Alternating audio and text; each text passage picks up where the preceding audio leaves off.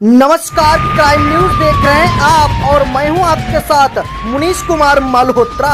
अगले कुछ मिनट तक हम आपको बताएंगे आईबीपी न्यूज पर वह वारदात जिसका सीधे आपसे है सरोकार। पूछेंगे पुलिस प्रशासन से वो सवाल, देना पड़ेगा हर एक जुर्म का जवाब।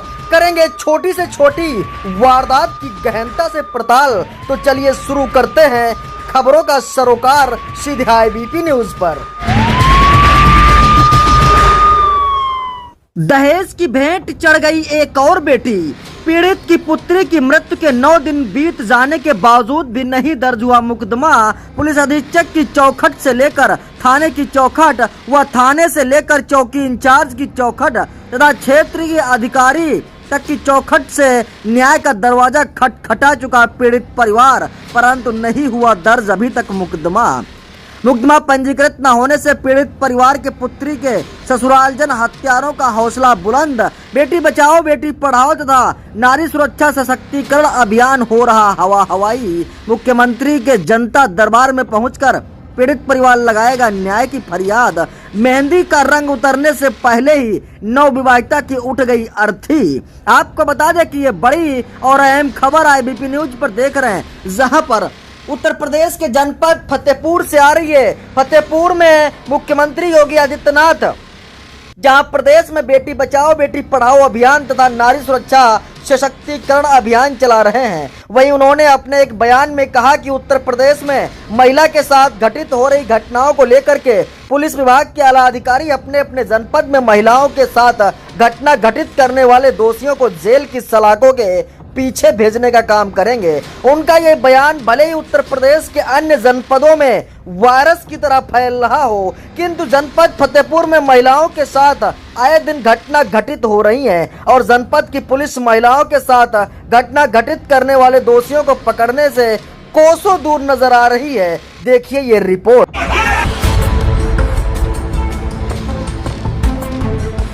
दहेज की भेंट चढ़ गई एक और बेटी।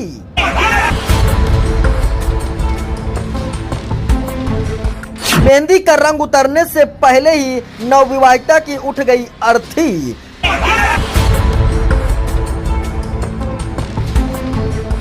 दहेज लोभियों की करतूत से नवविवाहिता की गई जान।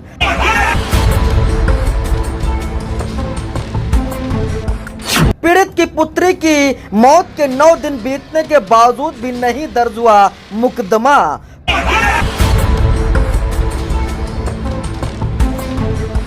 पुलिस की उदासीनता के चलते न्याय के लिए तरस रहा पीड़ित।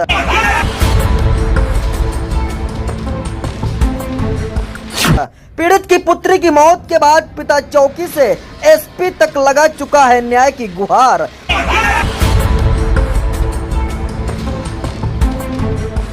मुकदमा पंजीकृत न होने से पीड़ित की पुत्री के ससुरालजन हत्यारों का हौसला बुलंद।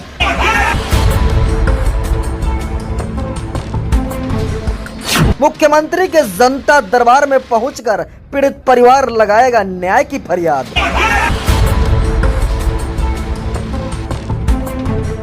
क्या नाम है तुम्हारा? कहाँ की रहने वाली हो? क्या मामला है? हाँ 3 मई के बाद 4 मई की विदाई है। हाँ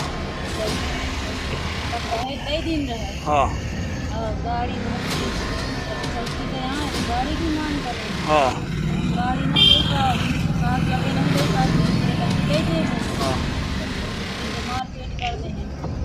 जब मारपीट करें ज़्यादा सीरियस हो गई तो पहले अस्पताल में लाई थी, अस्पताल में लाई थी, वहाँ से उतारे सदर लाई थी। सदर से तो क्या अस्पताल में छोड़ के लोग भाग गए? सदर में छोड़ के जब भाग गए अच्छा, तो RK हॉस्पिटल में भर्ती थे। तो आप लोग इलाज कराए हो, फिर ये कानपुर ले गए? कानपुर लाई थी, खाली प्राइवेट में लगा। अच्छा तो अस्पताल वाले ने जान ले, जब ज़्यादा सीरियस हुए खत्म होने की संभावना रही। अच्छा, शादी कहाँ की थी? किस लड़के का क्या नाम है? उसके पिता का नाम? अच्छा, इधर सामने देख के बात करो। तो ससुराली जन मारते पीटते थे, और कौन मारता पीटता था? और देवर है, सास है, नंद है, अच्छा सब लोग तो हम तक ही करें। अच्छा, किस तारीख को बिटिया आपकी ख़त्म हुई? 23 तारीख को। बिटिया क्या नाम था? सुनैना देवी। शादी कब हुई थी? 3 मई को। 3 मई को। 4 मई। आज यहाँ पुलिस अधीक्षक से मिली है, क्या कहें? तो लोग लिख लिए नहीं। अच्छा ठीक है, हाँ। जाइए, तुम्हारा काम हो जाएगा। अच्छा, मलवा थाने गई थी, मलवा थाने में नहीं? थाना में कोई रिपोर्ट नहीं। अच्छा, चलो, क्या नाम बताया आपने? कमला रहेगी। वहीं आपको बता दें कि गाजीपुर थाना क्षेत्र के बनकटा गांव निवासी बलराज पुत्र स्वर्गीय अयोध्या ने मीडिया से रूबरू होते हुए बताया है कि जनपद के पुलिस अधीक्षक, क्षेत्राधिकारी सदर तथा मलवा थाना अध्यक्ष व सौरा चौकी इंचार्ज की चौखट पर जाकर अपनी बेटी के लिए न्याय के लिए दर दर की ठोकरें खा रहा है। उन्होंने बताया कि दिनांक 3 मई सन 2023 को उन्होंने अपनी पुत्री सुनैना देवी का विवाह मलवा थाना क्षेत्र के चक्की गांव निवासी नीरज पासवान पुत्र विजय बहादुर पासवान के साथ हिंदू रीति रिवाज के अनुसार दान दहेज के साथ अपनी पुत्री का विवाह किया था। उन्होंने बताया कि शादी के बाद चौथी पर विदा होकर आई पुत्री सुनैना ने अपने माता पिता से अब बीती बताते हुए कहा कि ससुराल जन्म में पति नीरज पासवान, ससुर विजय बहादुर, सास नाम अज्ञात, देवर अंकित पुत्र विजय बहादुर, देवर मुनीश पुत्र विजय बहादुर, ननंद प्रियंका पति नाम पता अज्ञात व मोसिया ससुर संदीप पुत्र अज्ञात, मोसिया सास सुनीता पत्नी संदीप निवासी जैनपुर थाना मलवा जिला फतेहपुर उक्त दान दहेज में संतृप्त नहीं थे। पीड़ित की पुत्री से अपाचे मोटरसाइकिल की मांग शादी के बाद तुरंत करने लगे। पीड़ित ने बताया कि अपनी पुत्री का विवाह कराकर घर लाए तो पुत्री ने ससुराल जनों द्वारा अपाचे मोटरसाइकिल मांगे जाने की बात बताई है। पीड़ित ने अपनी पुत्री को समझाया कि कोई बात नहीं, धीरे धीरे सब ठीक हो जाएगा एवं जब पुत्री को ससुराल वाले विदा कराने घर आए तो अतिरिक्त दहेज से मोटरसाइकिल की मांग की है।